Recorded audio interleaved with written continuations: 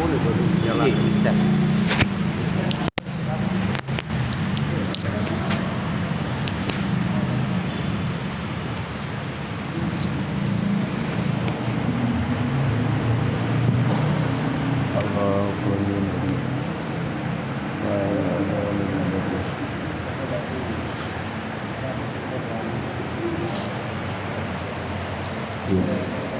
Bismillahirrahmanirrahim. Assalamualaikum warahmatullahi wabarakatuh. Bismillah, alhamdulillah, wassalatu wassalamu ala rasulillah. La hawla wa la quwata illa billah. Subhanaka la ilma lana illa ma 'allamtana innaka antal alimul hakim.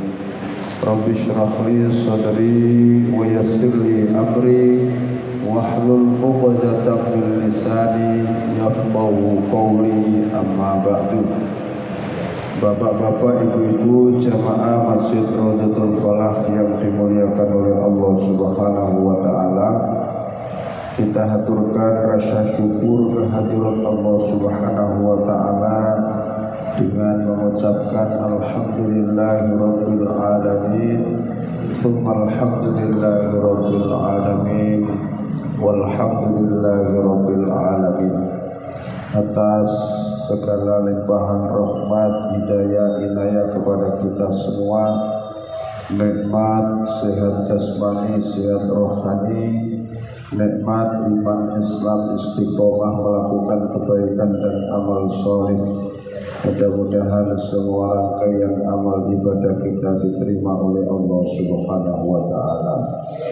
Yang kedua, ucapan Allahumma sholli wa sallim wa barik ala sayyidina Muhammadin selalu terhaturkan kepada junjungan kita Nabi besar Muhammad sallallahu alaihi wasallam, Nabi yang kita harapkan syafaatnya kelak di yaumil qiyamah. Para jamaah sekalian, kita akan melanjutkan kajian kita pada malam hari ini. Surat Al-Anfal masuk ayat 26. Semoga ayat-ayat yang kita kaji bisa nambahi ilmu pengetahuan agama kita, tambahnya ilmu pengetahuan agama kita seiring dengan tambahnya ketebalan iman dan ketakwaan kita kepada Allah Subhanahu wa taala. Ala hadin ya as-salihah al-fatihah. A'udzu billahi minasy syaithanir rajim. Bismillahirrahmanirrahim. Alhamdulillahi rabbil alamin. Ar-rahmanir rahim. Maliki yaumiddin. Iyyaka na'budu wa iyyaka nasta'in. Ihdinas siratal mustaqim. Siratal ladzina an'amta 'alaihim ghairil maghdubi 'alaihim waladdallin.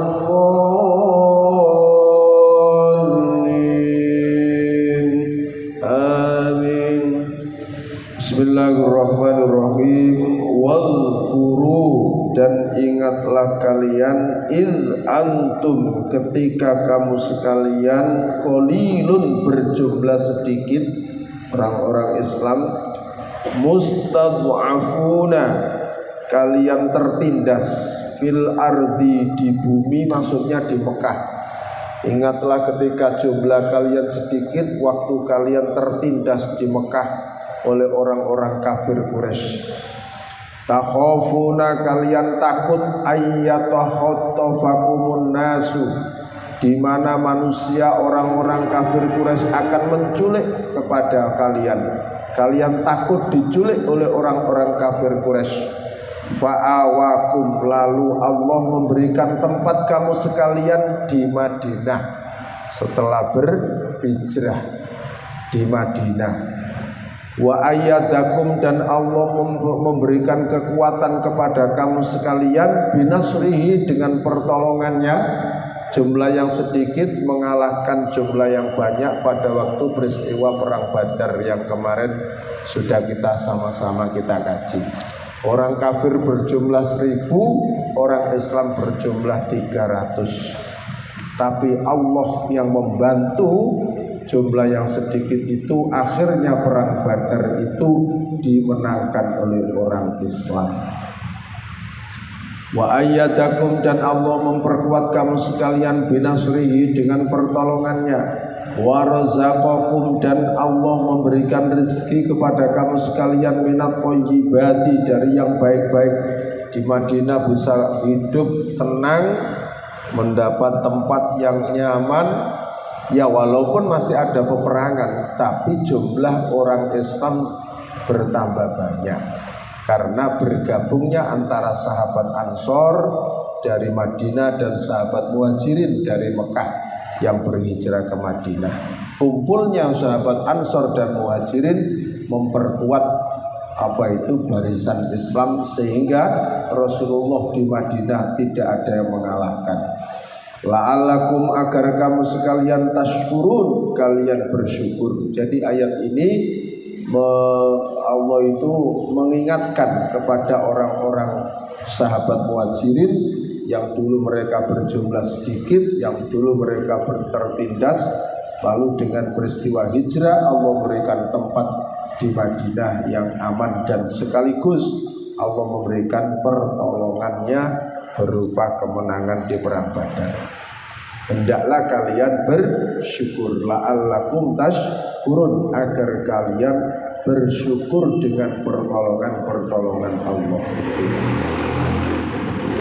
Jadi peristiwa perang Badar itu ya persis seperti kemerdekaan ini. Bambu runcing bisa mengalahkan bom meriam dari tentara Belanda dan Inggris, gitu. Ya seperti itu. Ya karena apa? Karena gigihnya para pejuang kita, karena dekatnya para pejuang kita dengan Allah, sehingga Bung Tomo dengan gelorahan kalimat Allahu Akbar maju terus, pantang menyerah, akhirnya diberikan kemenangan oleh Allah.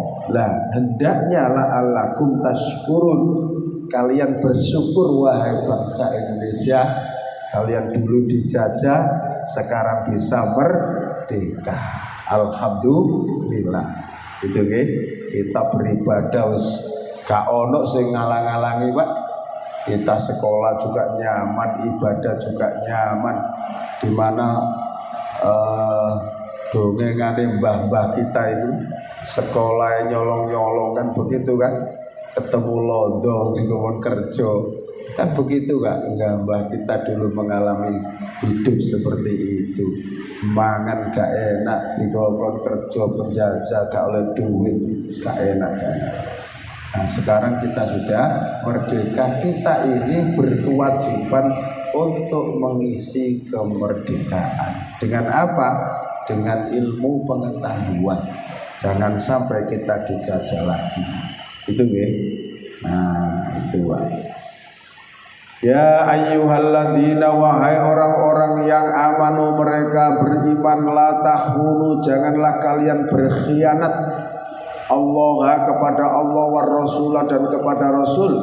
Berkhianat kepada Allah dan Rasul ya berarti kita harus menjalankan perintahnya dan meninggalkan larangannya. Apa yang Allah perintahkan, Rasul perintahkan, kita kerjakan.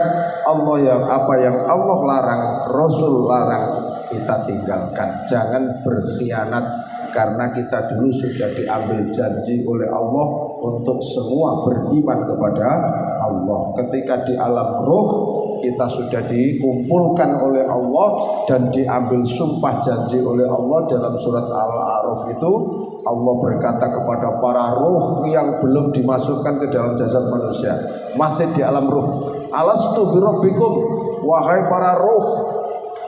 Nah begitu, sebelum aku masukkan ke dalam jasad masing-masing hambaku, tak ambil sumpah dulu.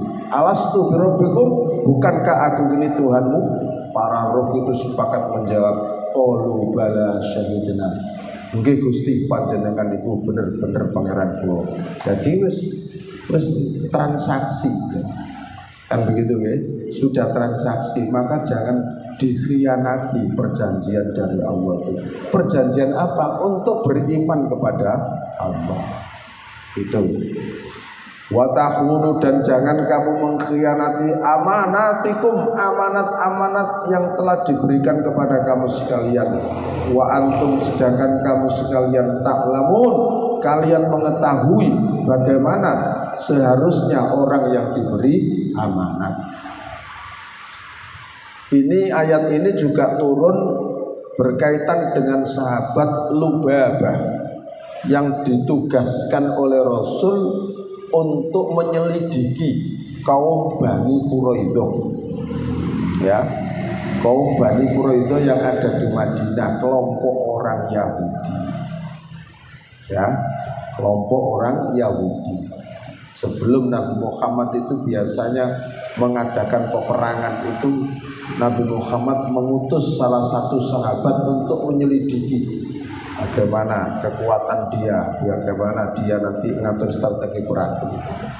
Ternyata Lubabah ini setelah nyampe di Bani Quraidah, ternyata membocorkan rencana-rencana Nabi Muhammad dengan bala tentaranya yang akan menyerang Bani Quraidah. Nah, maka ayat ini turun.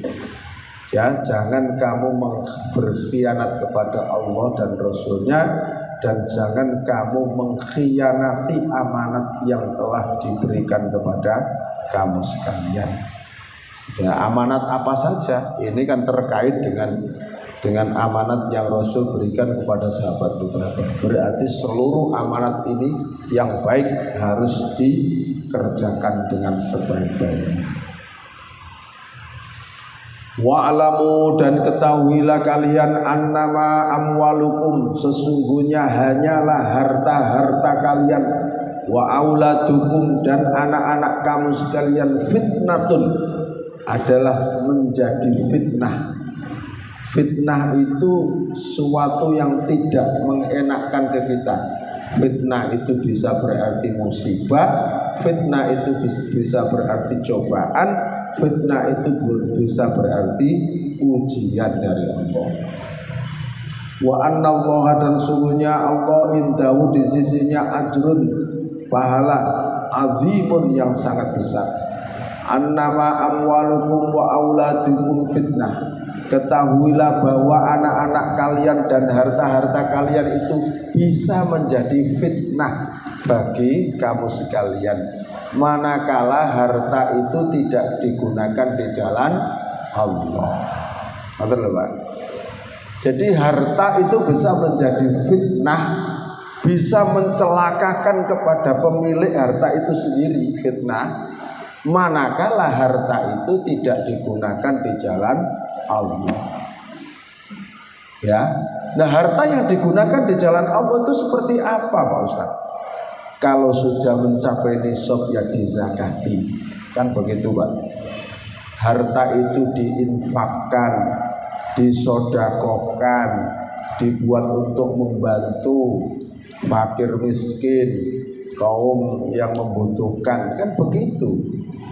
Nah, itu namanya harta. Kalau tidak, suatu saat harta itu akan menjadi fitnah, malapetaka, gitu Pak. Malapetaka yang akan menimpa kepada dirinya sendiri. Contoh yang dimuat oleh Allah, difirmankan oleh Allah di dalam Al-Quran, yaitu yang dialami oleh siapa? Qarun. Dengan kenal Qarun? Qarun itu orang yang hidup di zaman Nabi Musa. Ya, Qarun ini semugih, Pak, luar biasa, sampai disebut dalam Al-Quran. Gak ono sing bandingi sugih Qarun, Pak. Ya, walaupun sekarang itu orang yang terkaya di dunia ini Bill Gates, gitu, dengan program Microsoft-nya. Dan katanya ada lagi selain Bill Gates itu yang paling kaya saat dunia. Qarun ini, Pak, sampai disebutkan di dalam Al-Quran itu untuk membawa kunci-kunci gudangnya Qarun saja Dikatakan oleh Allah, latanu umbil usbah. Tentu merasa berat andaikan kunci-kunci gudangnya Qarun itu dibawa oleh dua orang yang badannya kuat-kuat kekar-kekar. Jadi ono wong sing paling kuat, Pak. Wong loro nggawa kunci gudange tok gak kuat. Latanu umbil usbah. Pasti akan keberatan untuk membawa kunci-kunci gudangnya Qarun. Saking sugih. Di mana hidupnya Qarun? Di Mesir. Ya. Sezaman dengan Fir'aun. Jadi setelah Nabi Musa itu menaklukkan Fir'aun dan bala tentaranya, Nabi Musa mendakwai Qarun. Qarun didakwai Nabi Musa. Diingatkan oleh Nabi Musa, jenenge wong sugih Qarun, sampean wajib ngetokno zakat.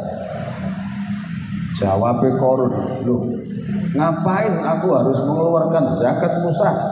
Wong iki lho donya-donyaku dhewe." Begitu kan. Ini loh hasil kekayaanku, ini hasil kecerdasan otakku, sehingga aku punya harta yang seperti ini. Wes, beliau dina mana didakwai, bukan begitu Qarun. Harta yang Anda miliki itu adalah pemberian dari Allah dan wajib dikeluarkan zakat bagi para fakir, miskin dan anak yatim. Jawabannya pancet, enggak, aku tidak akan mengeluarkan zakat. Ini harta-hartaku dulu. Bolak-balik didakwai Nabi Musa pancet aja. Akhirnya Allah menghabiskan hartanya Qarun sendiri. Allah mendatangkan gempa yang sangat dahsyat di bumi Mesir. Dahsyat sekali gempa itu, sehingga seluruh aset harta Qarun ini, Pak, masuk tenggelam ke dalam perut bumi. Sak korun-korune bisa, sak pengikutnya bisa Qarun. Ya, setelah itu bumi diratakan kembali oleh Allah. Saking terkenali sampai anggerono wong nemu donya teko tanah diarani harta karun. Ngoten nggih. Sampai masyhur nggih menemukan harta karun. Qarun niku ndone Mesir, Pak. Ya. Sampai gawe istilah gitu loh nggih. Saking terkenali sampai digawe istilah harta karun. Nah, itu. Saking sugih memang disebut oleh Allah. Kesugihane Qarun disebut oleh Allah. Ya karena tidak digunakan harta itu kepada orang yang berhak menerimanya, maka Allah mendatangkan malapetaka berupa gempa bumi. Itu namanya fitnah. Terjadi malapetaka. Sesungguhnya harta-hartamu wa auladukum dan anak-anakmu bisa menjadi malapetaka bagi kamu sendiri. Banyak tuh anak sing gak nurut karo wong tua. Gitu. Dikongkon salat gak gelem, dikongkon sekolah gak gelem, dikongkon wong tua bantah. Ini anak menjadi fitnah ini kita. Ya. Anak ini menjadi fitnah. Wong tuane wis gak kental ngrumi. Wis wadah ngeten iki. Wong saya itu juga guru. Banyak anake Al-Hikmah niku kan ya rata-rata anake sugih, Pak. Tapi ya karena bapak ibunya sibuk, terus anake artinya wis megang gadget terus ya diparane kan begitu kan. Ya, sehingga di situ itu ya kami ini juga dandani generasi yang dititipkan ke kita dandani. Sholat ya diawasi cara sujute. Kadang-kadang wis SMP itu ya sholat sebelum ngeruh. Kan begitu ya. Dan begini nih, kalau dijarno Pak gak dididik, ya iso dadi fitnah temen iki. Gitu loh, Pak. Ya. Nah, supaya anak ini tidak menjadi fitnah bagi kita, malah petaka bagi kita. Yo ayo dididik agama sing temenan. kudu iso maca Quran arek iki. Aja sampai arek iki gak iso maca Quran. Bahaya ya. Gitu loh. Gitu ya. Jadi anak juga bisa menjadi fitnah bagi kita. Itu. Ya jadi nek panjenengan Mas yo sakniki panjenengan kan punya anak, punya cucu nggih. Ya tetep dielingno nek memange kok anake iku gak bener, putune gak bener dielingno. Napa Pak Ustaz dielingno bantah wae. Nek dielingno kok bantah, jenengan ojo menyerah. Wong anak iki titipane sinten? Titipane Allah. Ya jenengan matur nang gone sing ngekeki amanat. Begitu, Pak. Carane dos pundi ya ndonga matur teng Allah. Nah, jenengan wacana Fatihah, Pak. Ini juga saya lakukan, Pak. Juga saya lakukan. Diwacana Fatihah. Anak piro diwacana Fatihah. Terus nek macakno Fatihah carane ngeten, Pak. Niki sing kula lakoni lho nggih. Khususan ila ruhaniyati wa qalbi. Sopo sebutan anake khususan ila ruhaniyati wa qalbi sopo Mansur khususan ila ruhaniyati wa qalbi Ahmad khususan ila ruhaniyati wa qalbi sopo Fatimah. Ya Allah sedaya anak-anak kula jenengan dadosaken anak sing tunduk patuh dhateng panjenengan. Ya Allah tunduk patuh menjalankan perintah panjenengan, tunduk patuh meninggalkan larangan panjenengan. Ya Allah jenengan dadosaken anak sing ahli ibadah, ahli salat lima waktu, ahli maca Quran, anak sing birrul walidain. Maksudnya anak sing ngerti bakti nang gone wong tuwa. Lahumul Fatihah. Fatihah ping 7. Angger mari salat. Monggo. Jadi ampun sampai khususan ila ruhi lho nggih. Nek khususan ila ruhi wis mati, Pak. Ruhi sampean sebut mati. Ruhaniyati. Mun sampai salah nggih. Nek khususan ila ruhi itu berarti wis mati. Jadi ruhi sing disebut. Khususan ila ruhi Pak Ahmad Allah maghfir lahu warhamhu wa'afi wa'fu al-Fatihah begitu. Nek wis mati. Tapi nek gurung mati khususan ila ruhaniyati. Ruhaniyah ini bangsa jeruan iki, Pak. Ruhaniyah itu jiwanya. Ruhaniyah sing basa ruhani. Nah itu dia. Makanya kan kita itu sehat jasmani, sehat ruhani. Maksudnya ruhaniyah, jiwa kita. Itu, Pak. Khususan ila ruhaniyati, jiwane anake mau, wa qalbi dan hatinya. Jadi sing jenengan Fatihah itu ruhaniyah, jiwanya dan hatinya, Pak. Mohon ditundukkan oleh Allah. Mohon didadekno arek nurut. Jenengan sebut kabeh anake sak putu-putune. Jamaah wis sebut kabeh iki ngono. Khusus la ruhaniyati Ahmad, khusus la ruhaniyati Mansur, khusus la ruhaniyati wa qalbi. Cek lengkap khusus la ruhaniyati wa qalbi. Qalbi itu hati, Pak. Ahmad wa khusus la ruhaniyati wa qalbi, Mansur wa khusus la ruhaniyati. Kok disebut putune. Terus didongakno sik, ya Allah sedaya anak putu kula. Nah, wis cara Jawa mau. Wis jenengan njaluk sak akar jenengan wis sing apik-apik. Mari ngono lahumul Fatihah begitu. Nah, gitu nggih. Bismillah. Jadi jenengan ojo cuma dihilang-elingno tok mawon. Didongakno.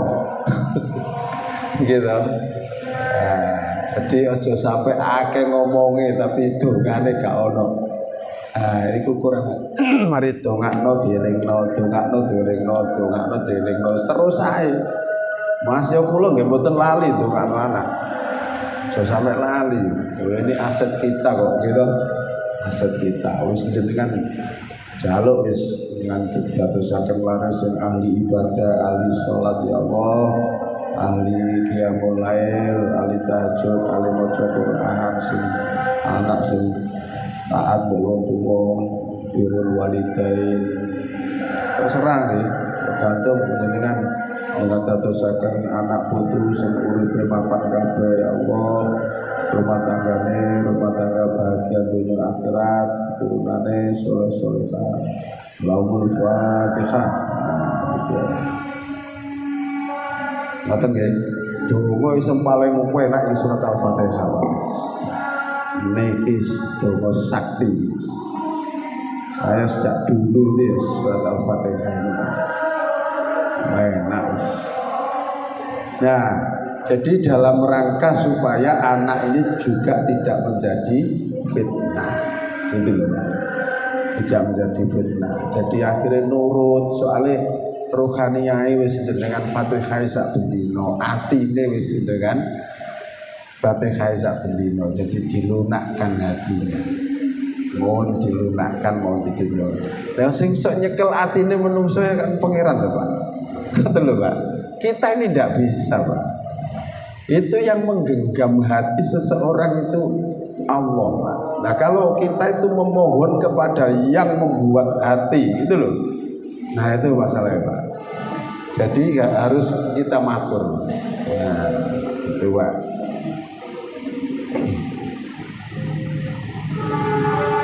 Jadi itu supaya anak kita tidak menjadi fitnah. Nah, itu nih dengan saestu jenengan lampai engko jenengan praktekno mesti ono hasilnya Pak. Mesti ono hasilnya. Oh saya sudah merasakan gitu ya. Gak jaluk nang ngene pangeran, jaluk sing apa maneh. Makanya saya kadang-kadang ono anak nakal terus didukungno ya. Anak nakal didukungno ya piye. Terus didongakno ya. Itu ngono, anak ini amanat pemberian Allah ya. Nek awak dhewe gak mampu didik wis madul, ngoten lho Pak. Ngoten lho sing bener itu Pak. Nggih. Ya ayyuhalladzina amanu wahai orang-orang yang nah ini wa annallaha indahu ajrun adzim. Dan sesungguhnya Allah di sisinya ajrun adzim, pahala yang besar kalau kita mampu menggunakan harta-harta kita di jalan Allah. Kalau kita mampu mendidik anak-anak kita di jalan Allah, maka pahala di sisi Allah adalah azim, sangat besar. Itu makanya balasannya maksudnya gitu. Ya ayyuhalladzina wahai orang-orang yang amanu mereka beriman, in tattaqullaha jika kalian bertakwa kepada Allah, yaj'al maka Allah akan menjadikan lakum bagi kamu sekalian furqonan, pembeda. Furqon itu pembeda antara yang hak dan yang batil. Wa yukafir dan akan mengampuni angkum dari kamu sekalian, menghapus angkum dari kamu sekalian sayyiatikum, kesalahan-kesalahan kalian. Wa yaghfir dan Allah akan mengampuni lakum, mengampuni dosa-dosa kamu sekalian. Wallahu dan Allah dzul fadli, zat yang mempunyai karunia, al-azim yang besar.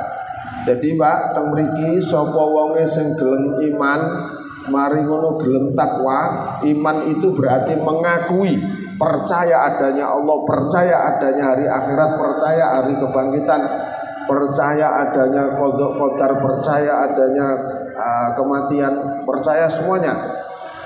Terus setelah itu, setelah beriman dia bertakwa kepada Allah. Takwa itu menjalankan perintah, meninggalkan larangannya. Apa jaminan Allah? Wong sing gelem iman lan sing gelem takwa tak kei furqonan. Artinya begini Pak, orang yang beriman dan bertakwa itu akan diberi kepekaan oleh Allah, bisa membedakan yang hak dan yang batil. Jadi dia itu peka, diberikan kepekaan oleh Allah. Misalnya barang itu gak halal, gak akan tak lakukan, gak halal itu. Misalnya ono transaksi apa, gak bener ini, aku menghindar. Jadi diberi kepekaan begitu, hatinya itu Pak. Ya, ini bukan hak saya, nggak akan saya ambil. Nah begitu loh. Furqonan, pembeda. Jadi dia diberikan kemampuan untuk apa itu membedakan mana yang hak, mana yang batil. Gitu ya. Ya.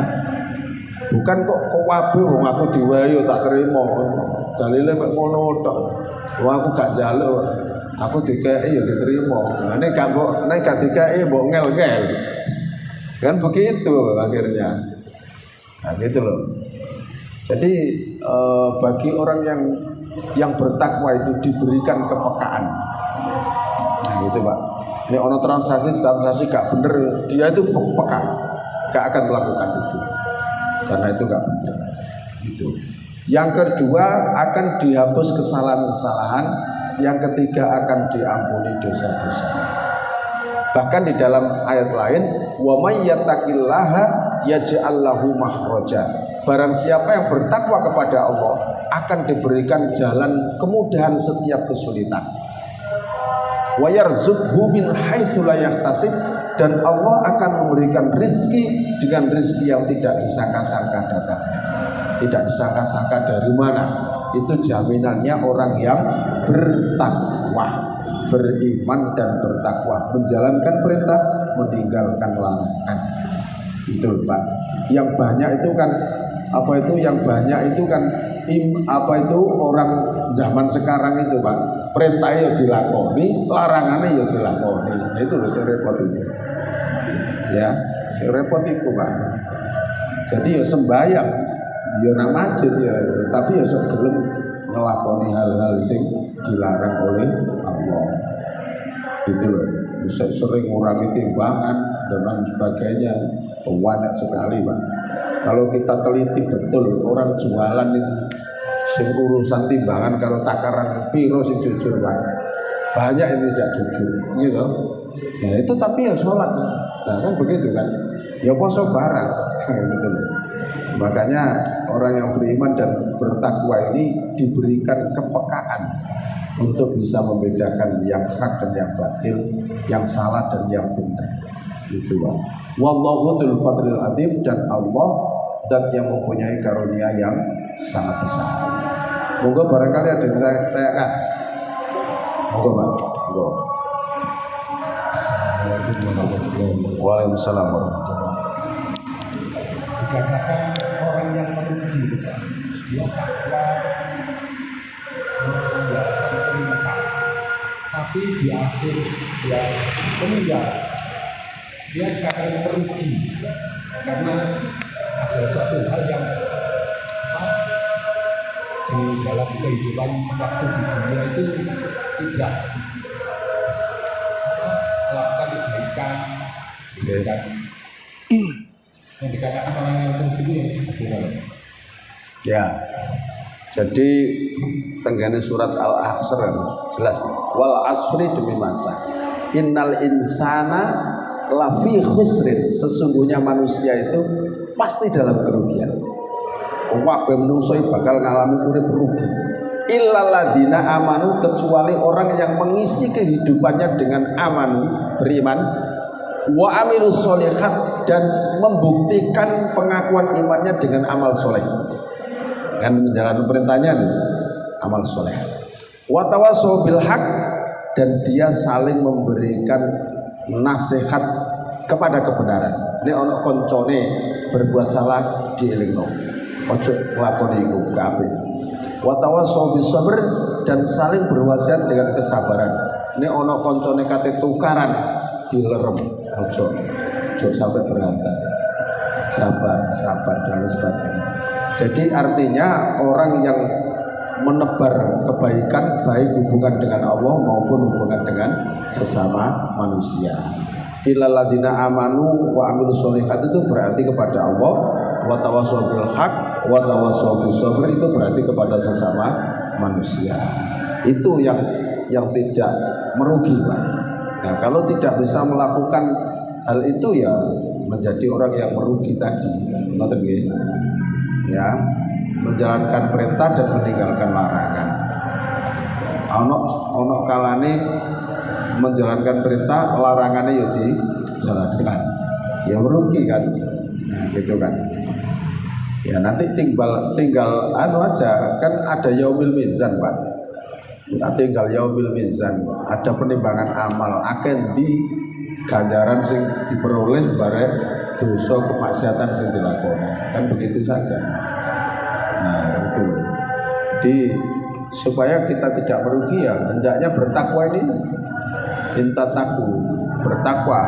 Beriman gak cukup, harus takwa. Sebab takwa itu al-imtithalul awamiri wajtinabun nawahi, menjalankan perintah dan meninggalkan larangan. Nah, gitu loh Pak. Ada lagi? Monggo.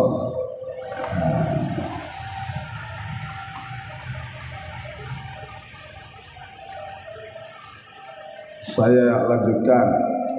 Wa id yamkuru bika, dan ingatlah ketika membuat tipu daya kepadamu Muhammad, alladzina orang-orang yang kafaru, mereka kafir, liyuthbituka, untuk menangkapmu, au yaqtuluka, atau membunuhmu, au yukhrijuka, atau mengusirmu, wayam kuruna, dan mereka membuat tipu daya untuk membunuh, menangkap Nabi Muhammad, wayam kurullahu, tapi Allah membalas perbuatan makar yang direncanakan oleh orang-orang kafir.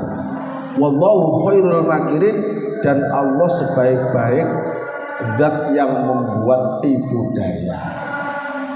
Para jamaah sekalian yang dirahmati oleh Allah, berkali-kali Nabi Muhammad itu disakiti, diganggu, diapakno Nabi Muhammad itu karepe wong kafir komen leren, ojo atik menyebarkan dakwahnya. Tapi Nabi Muhammad itu wong jenenge Nabi dan Rasul, setiap wahyu turun yo harus disampaikan. Wong itu kewajiban dari Allah, kan begitu kan? Terus saya walaupun disakiti, diganggu, terus saya Nabi Muhammad itu nyampe no ayat itu, ya terus saja, ya berbagai macam cara. Ya opo Muhammad isok leren gak nyampe no ayat, gak bisa. Nabi Muhammad tetap nyampe no. Sehingga orang kafir ini kentean lakon Pak, kentean coro untuk menghentikan Muhammad supaya gak dakwah diapakno itu loh, ya. Maka dirapatkan, dirembuk, dimusyawarahkan, kan begitu kan? Ya opo nek ditangkap ae itu, ya opo dipateni ae begitu Pak. Au yaqtuluka, membunuhmu, au yukhrijuka, atau diusir wis. Nah begitu Pak. Maka sepakat pada suatu malam hari di mana Nabi Muhammad tidur di rumah situ sama Sayyidina Ali, sudah direncanakan bahwa rumah itu dikepung, sudah disiapkan algojo dan disiapkan sebilah pedang masing-masing algojo tadi. Ketika Muhammad keluar dari rumah menuju ke masjid, langsung penggal lehernya. Oh, siap. Di depan pintu ada beberapa algojo, segala pintu rumah Rasul dikepung. Wong kafir mumet. Saat itu pula Nabi Muhammad mendapat perintah dari Allah hijrah. Malam ini juga Muhammad kamu berhijrah dengan sahabat. Ya, maka sebelum subuh Nabi Muhammad sudah keluar dari rumah, meninggalkan kota Makkah dengan Sayyidina Abu Bakar dan disusul satu persatu oleh sahabatnya. Ketika Nabi Muhammad keluar, Allah membuat makar, membalas perbuatan makar mereka. Berupa apa? Wong sing ngepung rumahnya Nabi Muhammad dan bahkan algojo yang siap memenggal lehernya Nabi Muhammad depan pintu, semua tidur lelap. Begitu Pak, ditidurkan oleh Allah, ngorok kabeh, Nabi Muhammad metu aman, ya kan? Ya, barang sholat subuh sudah datang, semuanya pada bangun. Oh, semuanya bangun. Kamu itu tidur, lah sampean juga tidur gitu. Podo ilok-ilokan gak karu-karuan, melihat menggeledah masuk ke rumah, ternyata Muhammad sudah tidak ada. Dan yang disuruh menggantikan Nabi Muhammad tidur di situ Sayyidina Ali. Kamu Ali yang menggantikan aku. Setelah dilihat ternyata bukan Muhammad, Sayyidina Ali. Jenenge Sayyidina Ali ya. Aku ikut dipenggal bisa. Bukti kokon ganteni tapi ganteni siap mati. Tapi orang kafir, aku gak butuh awakmu. Itu. Yang aku butuhkan adalah Muhammad, akan aku tangkap. Sudah hilang.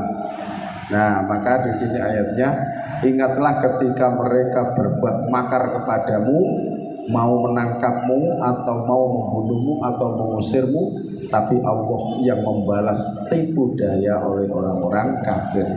Akhirnya Nabi Muhammad hijrah ke Madinah dengan selamat.